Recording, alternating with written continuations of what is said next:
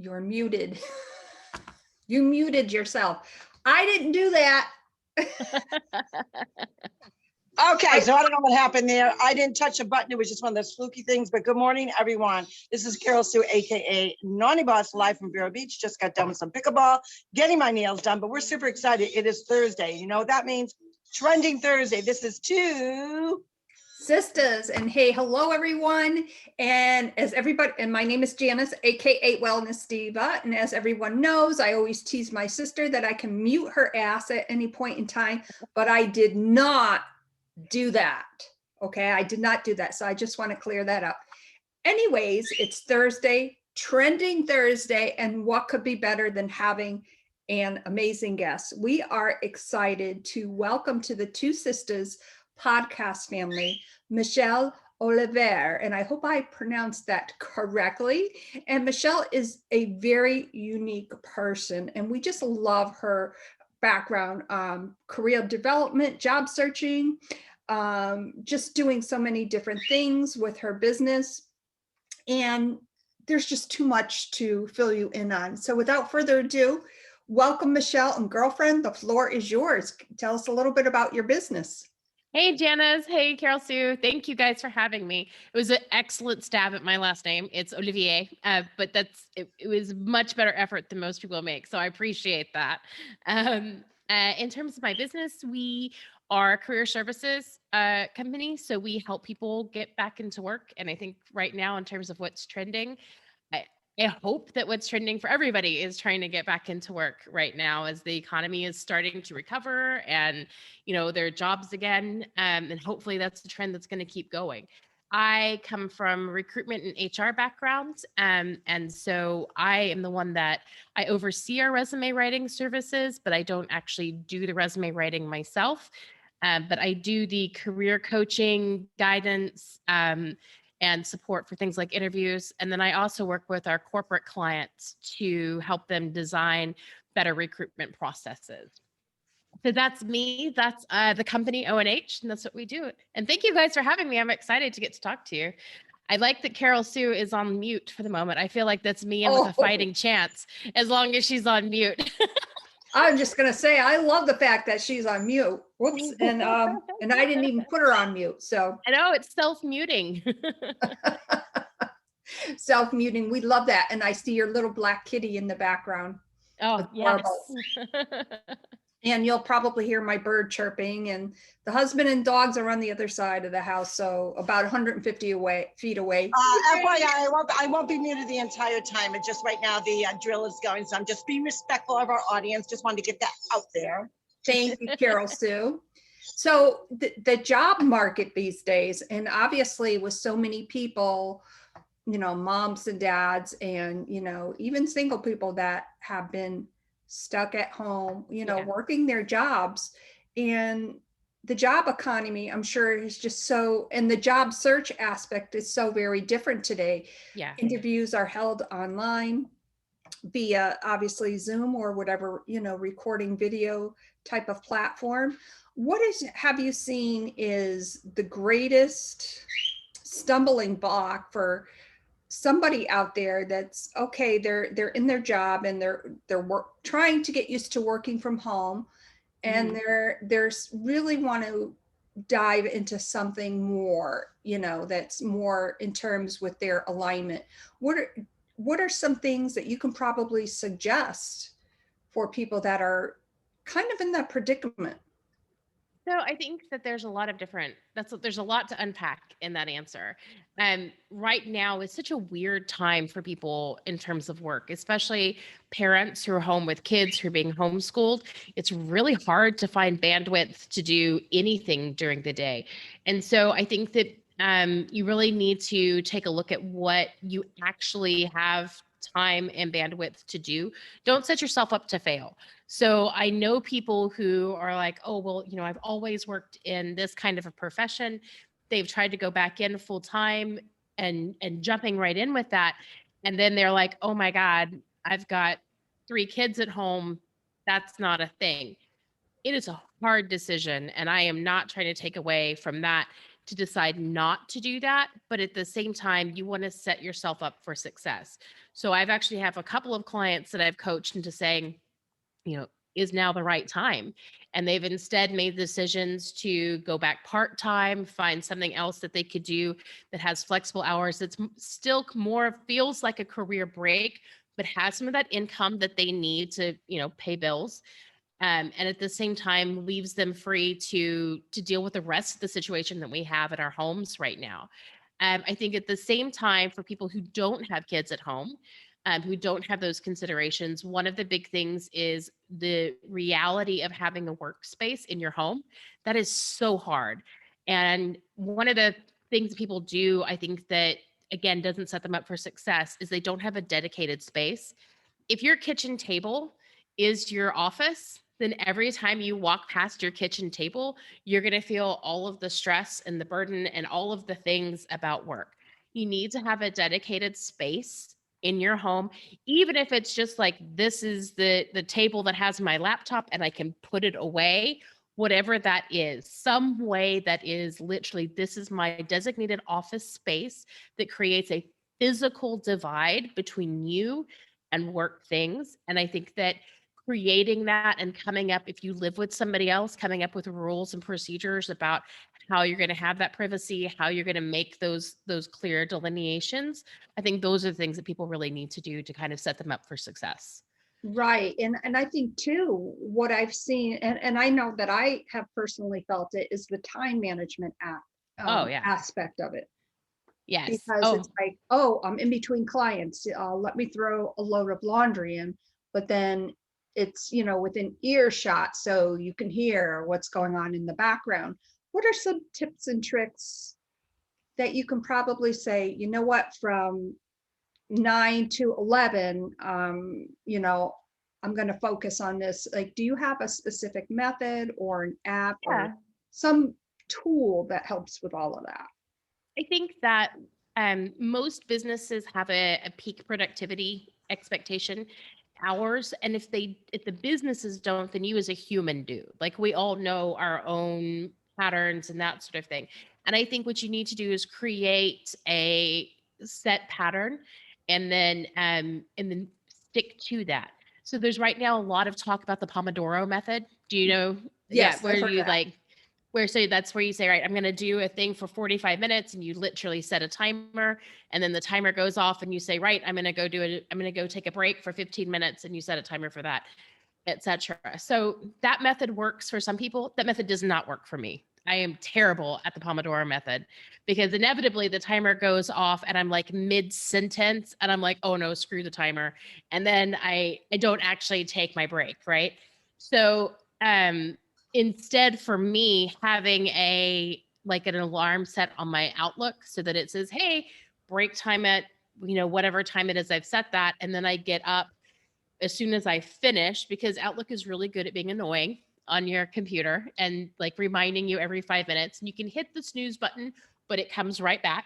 And so for me, that works better. But I think it's about finding the rhythm for you and for your business. So in general, we talk about peak sales time, which is Monday through Friday from 9 to 11, and then from 2 to 4. And that is the time that people are most likely to be at their desk. So when I talk to my job seekers, that's the time that I recommend that they are actually applying for jobs. That's the time that they're engaging with potential employers, because that's when a recruiter is most likely to be physically there and be like, oh, I just got this lovely resume, or be there to take your call or what have you. Most business falls in that.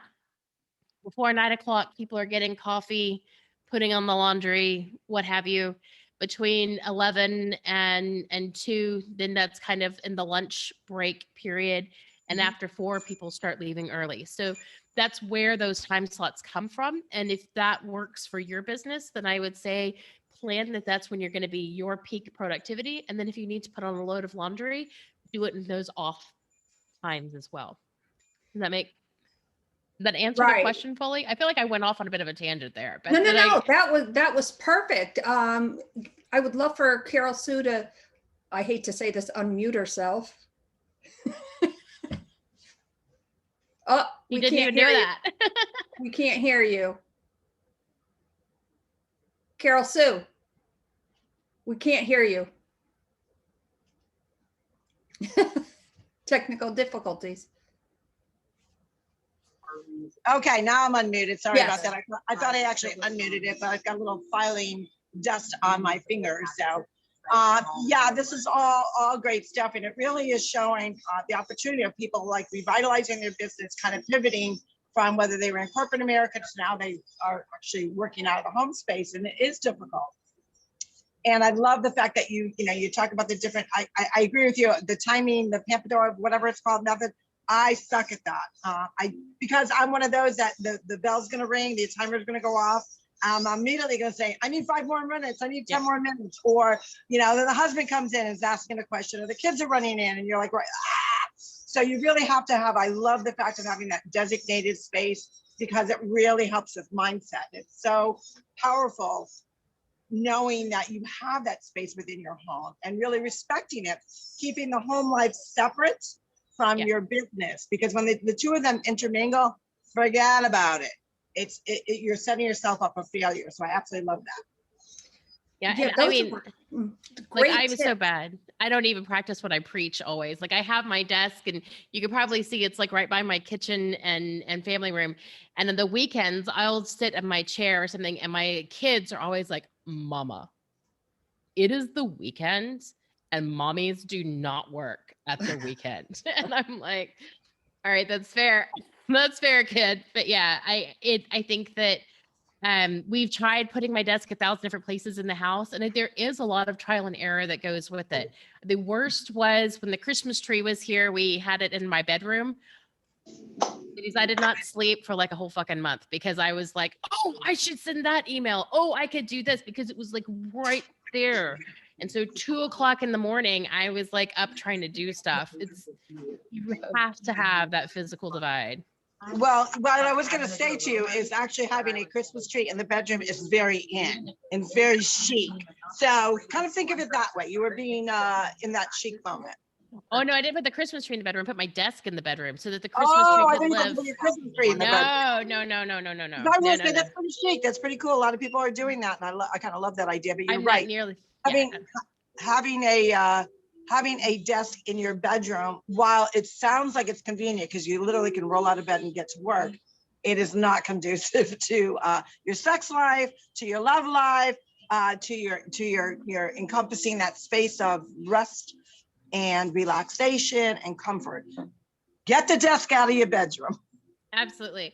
And I get that some people don't have that choice, right? Like I have a nice home that has plenty of space that we were able to argue about where should the desk go. And not everybody is in that position, but that's why I say like it can be as something as simple as you get like a lap tray or like a breakfast tray that puts your laptop on it, that you can literally put just like a cloth over to cover at night. And that is your physiological symbol to yourself that this time is done and we are not at work. And it just physically removes it from your line of sight. And it makes such a huge psychological difference. I agree, because when I when I fractured my foot, I had to have my leg elevated, and I had my laptop in there and I would cover it because I didn't want to look at it. I always have 1,001 things to do. Yeah. And you're right, and that kind of bothered me. There was a few days where I didn't cover it, and when I woke up I was like, there's something about that. What I'd like to ask you, maybe go back to, is when you're sending out resumes and people are, in the midst of job searching and send in their resume, is there, I know that when we do that, or when somebody, submits their resume, you kind of get that anxious feeling, well, did they review my resume? What's going on with it? What would you say is the right way to follow up with someone, with a potential employer? Great question. Don't. Leave them alone. And in this day and age, they're unfortunately, and this is as somebody who's been in recruitment for 20 years and has a lot of love for the industry. Most recruiters are rude and jerks, and they're not going to reply to you. They're going to ghost you. If they want to talk to you, if they need something from you, they're going to call you and email you. And if it's a no, they're just not even going to get back to you. Chasing them is not going to change the outcome. All that's going to do is stress you out. My advice is quit getting invested in something that hasn't happened yet. People get all spun up about, should I apply for this job? Researching client, companies before they apply. Stop it. Why? Quit trying to turn down a job you haven't been offered yet. If you are in any way interested in the role, go and apply for it. If they say yes and they offer you a job, then worry about if you like them. If not, don't quit getting spun up about it. The application process should really, in this day and age, should be button click, button click, button click, button click, done. You have like 2 or 3 resumes that are tailored for specific areas, and then you send those out, and then quit getting emotionally invested. When people get emotionally invested in a single application, that's when the rejection really hurts. That's when you start internalizing all of that kind of negativity. Stop it. It's a numbers game. They are not invested in you. You need to quit being invested in them. Once you get through the interview process, all of that, okay, now it's time to start making a qualitative decision about them. But until that, treat them the same way that they're treating you. You're just a number to them. They're just a number to you. You know that you're going to need to apply for probably about 300 jobs before you get one. So just make this number 256 and keep going. I absolutely love that, because that frequently does happen to so many people. They get their hopes up on this one position or this one job, or like, this is it. This is what Yep. I'm meant to do.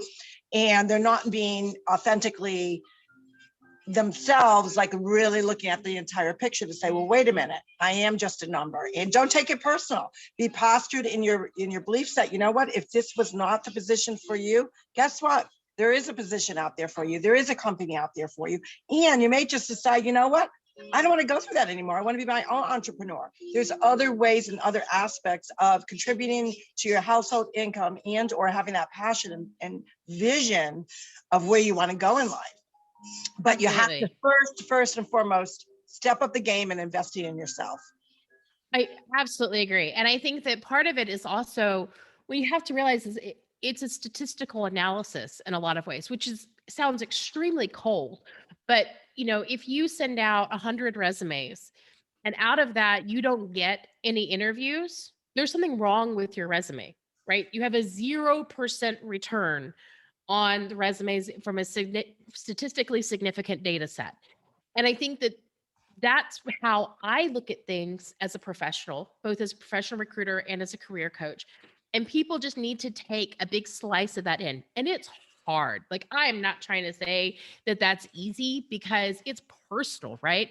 This is your livelihood. This is your experience. You feel judged. You are not being judged.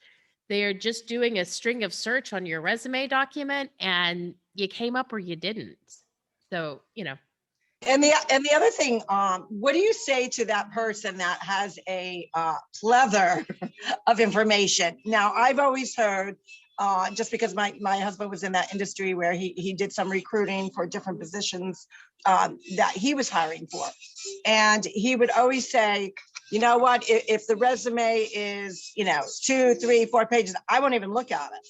It has to be one page. It's got to be quick, to the point, show your best attributes, and get it done on one page. Do you agree with that? And would you enlist that in our audience and our viewers to kind of critique and obviously look at your resume, what it's on there, but shorten it up a little bit? So that's a great question. We get that all the time. And if you are new to the job world, if you're a graduate, if you have less than 5 years experience, there's almost no reason to have more than a page. If you are an executive, if you need a 4-page resume, because the types of things that you're trying to sell, the information you need to provide just takes more space than you can try. And like, I have seen executives try to cram their resume into 1 page and then be like, I don't understand why I don't get called. And like, well, let me explain. So What I would say is the real answer is that you have to remember that when people look at your resume, the initial impression, what you're talking about there, Carroll-Sue, is absolutely the most important. So you have to lead with your most significant details. So the first half of your first page needs to just be completely loaded with all of the things that are going to kind of get your foot in the door and get the attention of that recruiter and hiring manager. But then all of the rest of it, my experience is that if it's well laid out, really good quality content, nobody complains about a 3-page resume. What people complain about a 3-page resume is when it's full of a bunch of shit they don't care about. So when people copy paste their job ads or like their job descriptions, or they just put like weird formats. I've had people tell me about like their hometowns, half a page on their hobbies and interests. If you put that kind of bullshit in there, yeah, nobody wants to read that. So absolutely, I'm going to tell you, you need to have less.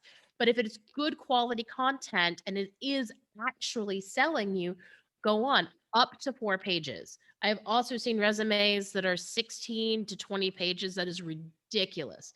Nobody's got time for more than 4 pages. But 4 people, if you've got the content, up to 4 pages is perfectly acceptable. I love that if you've got the content, and part of that content obviously is everything that you're talking about, selling yourself, presenting yourself in the best light for that particular position. And I've also heard of, and I want to see, what your thoughts are, of having multiple resumes, meaning critiquing them to different areas and aspects of your experiences, because there's some people that maybe they've been an exec in, say, the GP industry for years. That's grocery and products. Mhm. So all of a sudden now they're actually going after another exec job, but they also have stuff from years ago that really will benefit them.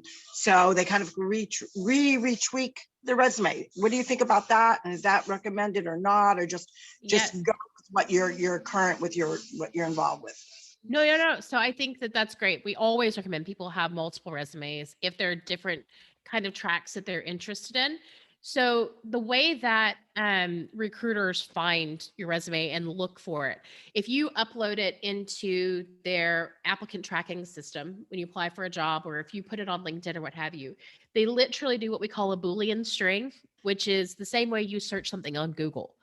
So if you typed in, if you're looking for somebody in grocery, right, you might type in grocery and purchasing and um, profit loss, right?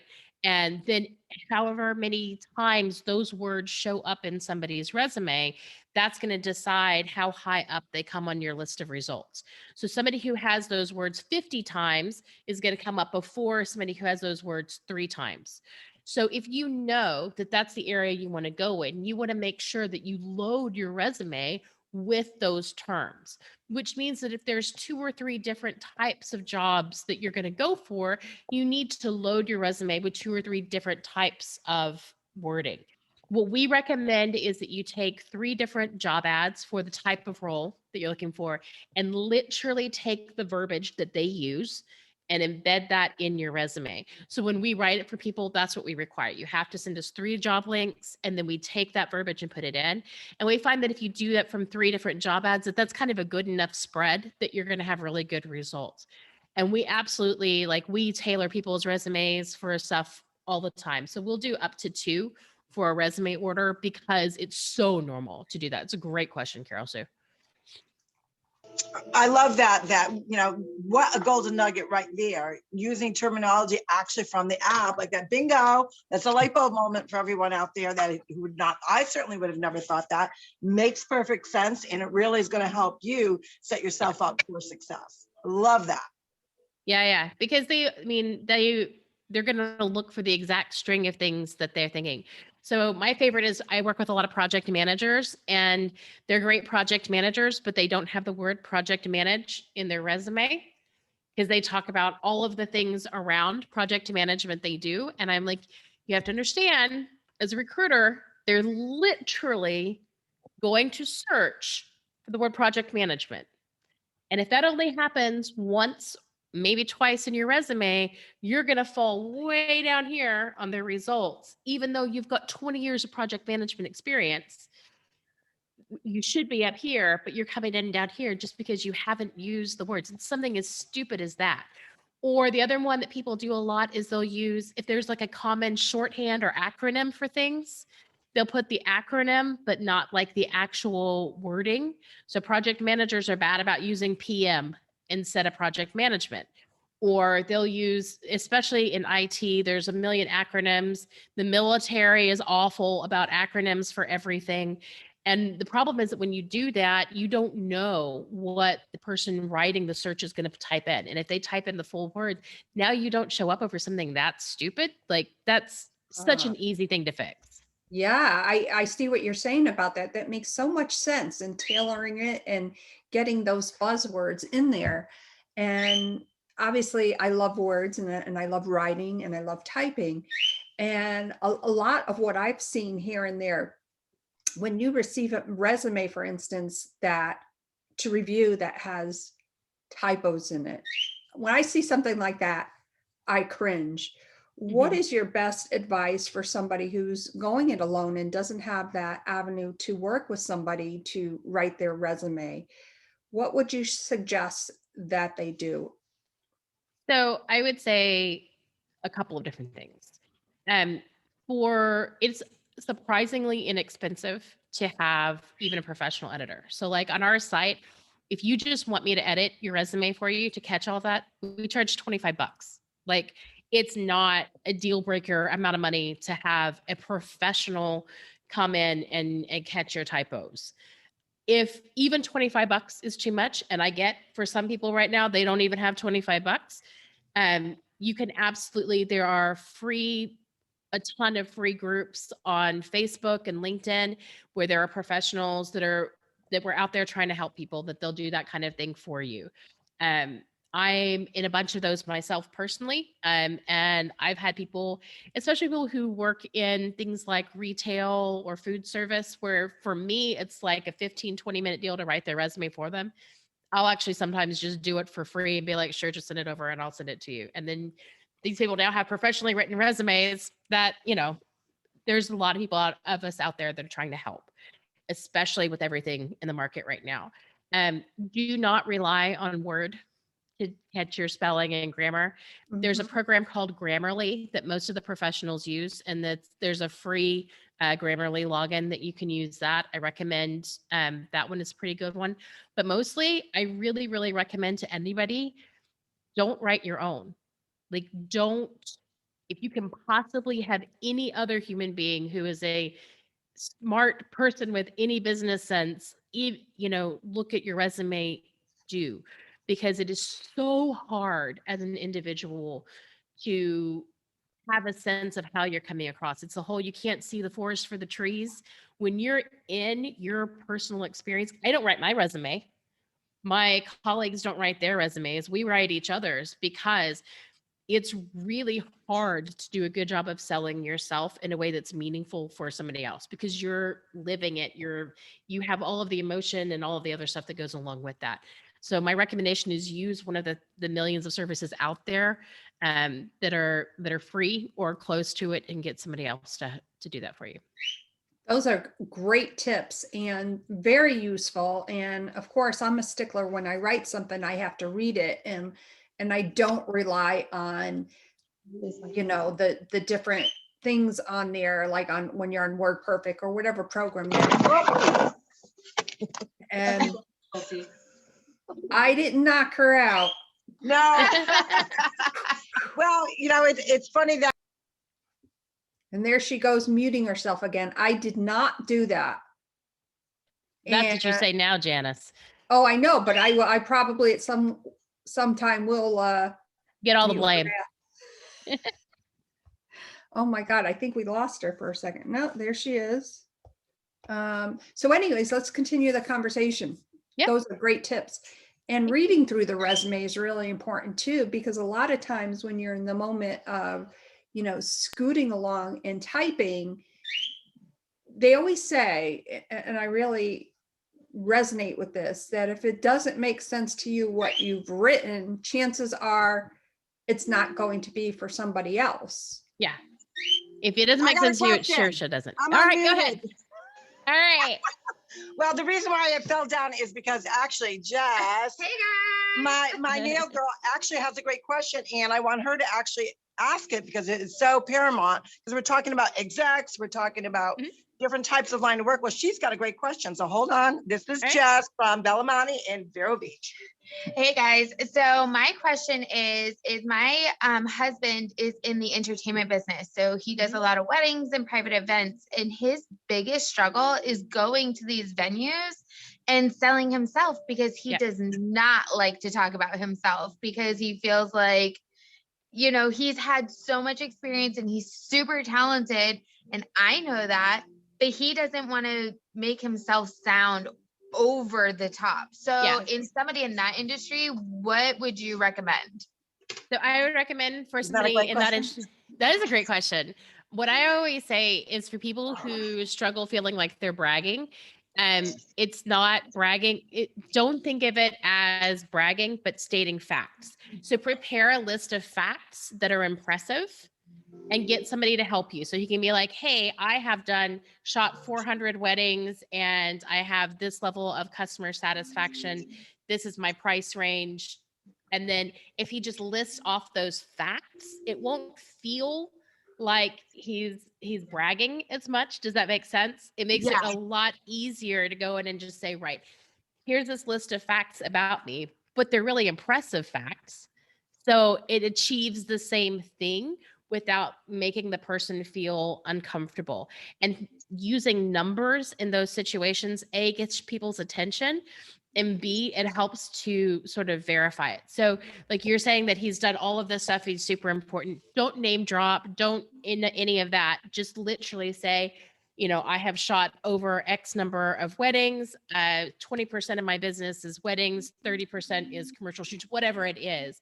Break it down so that he has like a 3 to 4 sentence, what we call an elevator pitch, that each sentence is just a different set of facts that together will sell him, but that none of it is him being emotive, right?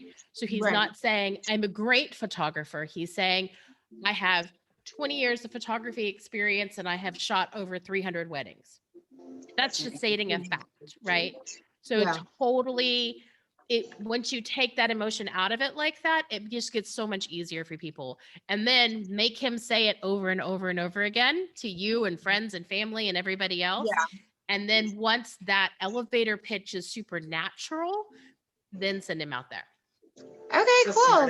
Thank you. Great question, Jess. Thank you. Yeah, it is a great question, because there are a lot of people in the entertainment industry I mean, photography is one thing where you can actually physically show your kind of your repertoire, your bag of tricks with your actual photographs. But in the entertainment industry, where you're DJing and selling, you know, for events or weddings or whatnot, unless they've actually been to one of your events, they don't know.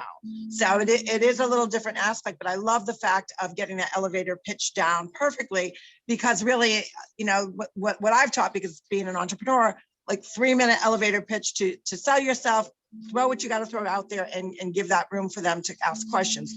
We're husbands in the entertainment industry, it's a little bit different. So I love that advice about, you know, numbers, because it's factual, like you said.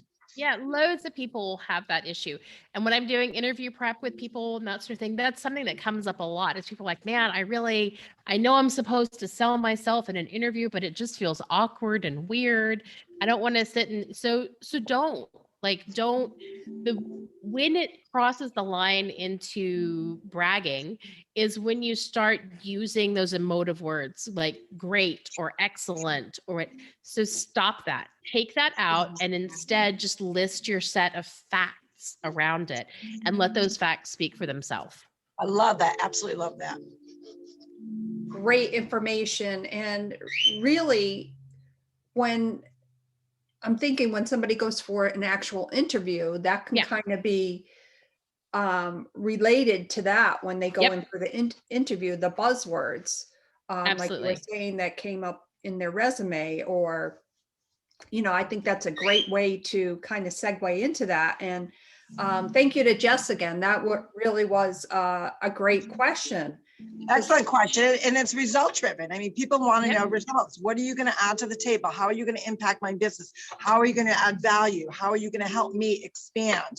And I love the fact that basically everything that you're saying is result driven. You are showing someone, you're showcasing your results, whether it be like within 365 days out of the year, I did, X amount of weddings. And out of those weddings, I ended up getting customers. Obviously, they loved what I was doing. Now, again, not making it so much about yourself, but again, Right. fact-driven and result-driven. I love that. So if you want to just reframe what you said there, Carroll-Sue, you could say something like 80% of my business comes from referrals.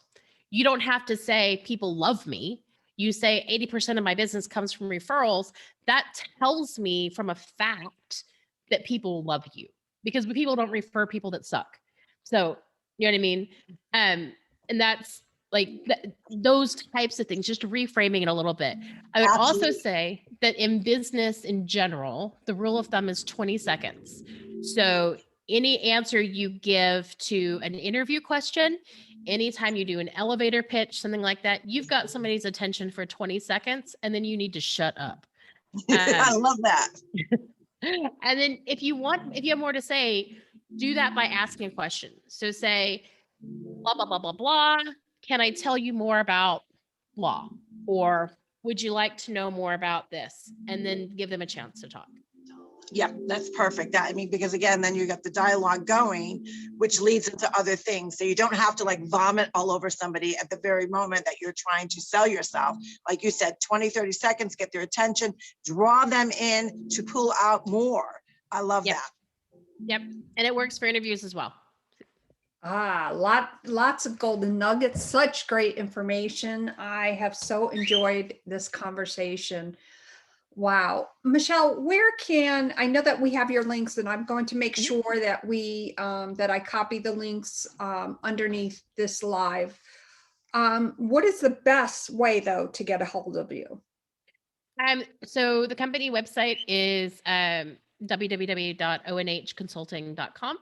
And we have all of the, submit your resume for review and all of that. And I get all of those things. So if you're trying to reach me in particular, you can just send it with a note that says, hey, I want to talk to Michele. I am the O in O&H, so it's all going to come through me anyway. So you're fine. And my number is also on the website. Delighted for anybody to call me with questions. Like I said, I think now is a really weird time. And I think that right now we all need to be more about helping each other out than worrying about making money. If that makes, I still need to feed my kids. But otherwise, if I can help out people as much as possible, then I'm happy to. So if people want to email me or call me with questions, I am absolutely delighted. We have a newsletter that has all of these kind of tips and tricks that comes out every week. And we also have a free resume support group on Facebook and one on LinkedIn as well, that we can help people with stuff there. So Wonderful. all of those things. So many different ways to get a hold of you. And like I said, I will make sure that all of that information goes below the live on this. Carroll-Sue, do you have anything to add?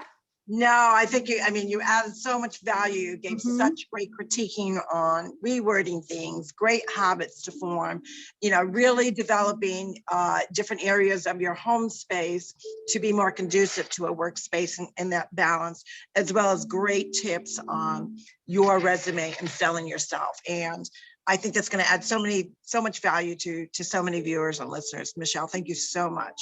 No worries. Thanks for having me. It was fun. Even with the camera falling all over the place. That's right. We are muting yourself. We do our podcast sometimes on the run, and that's just being authentically us. A girl's got to get her nails done, Absolutely. What color are you going with? I still have not decided yet. Jess usually helps me out on that. She tells me what's in or what's new, and she's so good. And so shout out to Bellamani. I never pronounced it correctly, but it's in Vero Beach, right on 17th. So if you're in the area, please check it out. It's a cute boutique, and I give her kudos as a young entrepreneur, because in the middle of a pandemic, she was working somewhere else. And obviously at the very beginning of the virus, she, everything kind of closed down, and then she decided to go for it, and she opened up her own place right in the middle, Wow. like dead in the middle, and it's very successful. And she really has the entrepreneur spirit. So I know she appreciates all the information that you've given her today, so she can pass it on to her hubby. Great. On that note, once again, we want to thank you, Michele, for being with us today and being a part of the TwoSistas family. And we can't wait to have you on again, hopefully soon. My name is Janis. This is Trending Thursday, and I am with two Sisters, and this is Carroll-Sue, aka Naughty Boss Lady Canna, live from Vero Beach, and it is Trending Thursday. How are you going to be the trend center? Are you going to just be watching and scrolling on Facebook and all kinds of social media platforms? You be the trend center. You enjoy your day, and guess what? We are super excited because tomorrow is what? Fantabulous Friday. You guys have a great day Thursday, and Michele, thank you again so much. Great information. Thanks. Have a great day, everybody. Bye-bye.